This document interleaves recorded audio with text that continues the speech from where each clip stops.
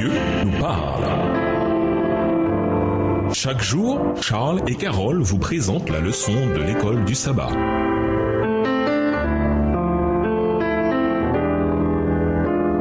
Bienvenue dans votre émission Dieu nous parle. Voilà la leçon de dimanche, les yeux du Seigneur. Un professeur de l'université d'Oxford a élaboré la théorie selon laquelle rien n'est réel, le monde, nous-mêmes et tout ce qui nous entoure. Nous serions selon lui les créations digitales d'un peuple d'extraterrestres à l'aide d'ordinateurs superpuissants. C'est une théorie intéressante, mais elle soulève une question cruciale. Quelle est la nature de la réalité? Il y a globalement deux réponses possibles, même si une seule est rationnelle. La première, c'est que l'univers et tout ce qu'il contient, y compris nous, existe simplement. Rien ne l'a créé, rien ne l'a formé. Il est juste là. C'est une simple donnée brute. Il n'y a pas de Dieu, il n'y a pas de Dieu au pluriel, il n'y a rien de divin. La réalité est purement matérielle, purement naturelle. Comme quelqu'un l'a dit il y a 2500 ans, cette idée n'a rien de nouveau, des atomes et du vide. L'autre conception veut qu'un être divin, ou des êtres divins, ait créé l'univers. Cela semble en effet plus logique, plus rationnel, plus sensé que l'idée qui voudrait que l'univers existe simplement, sans aucune explication quant à son existence.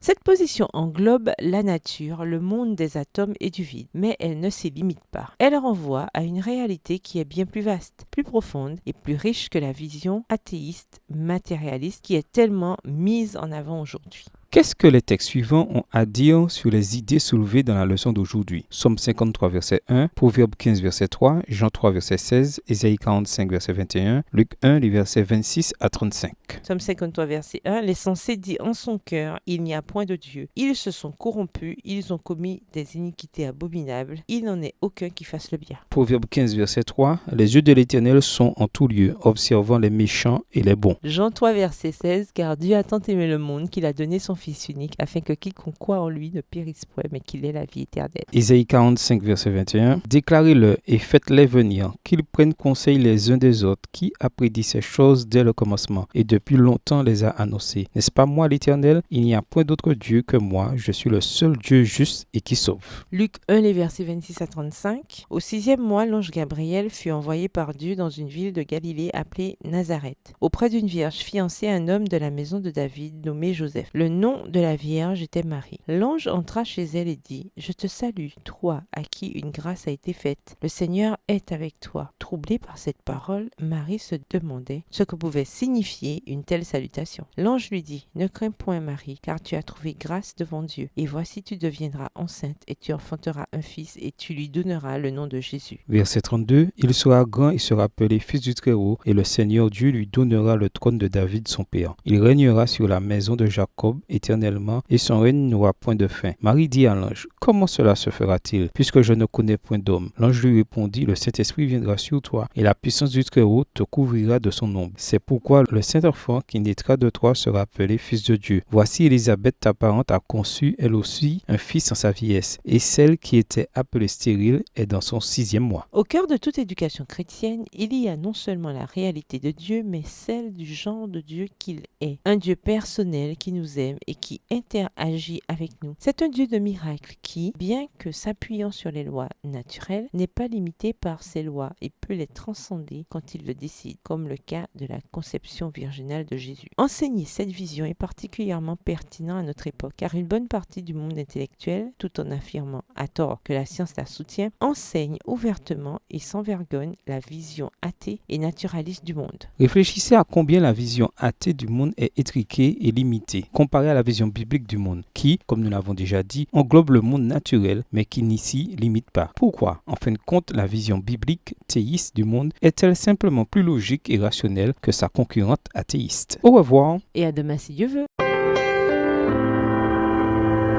Dieu nous parle. Chaque jour, Charles et Carole vous présentent la leçon de l'école du sabbat.